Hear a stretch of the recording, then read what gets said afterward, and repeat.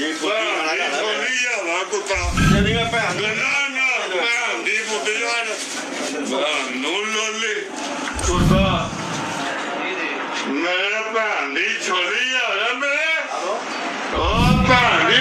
जी बिल्कुल, मैं आपको बताता चलूं कि ये पंजाब पुलिस का हाल है कि पंजाब पुलिस का ये जवान है जो कि शराब के नशे में धुत है। और जो हमने वीडियो वायरल की है इसमें बड़ा वाज़ेह नज़र आ रहा है कि पंजाब पुलिस का शेर जवान है, शराब के नशे में धुत है और आवाम को परेशान कर रहा है और गाली गलौज कर रहा है।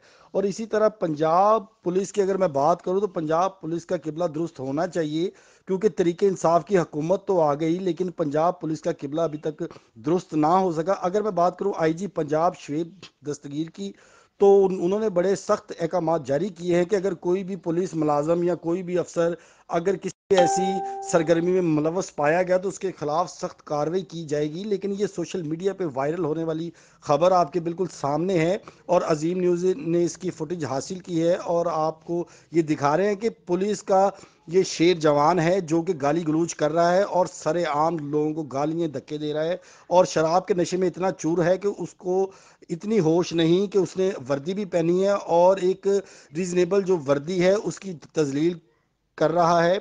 और इसके खिलाफ सख्त से सख्त एक्शन भी होना चाहिए। जी।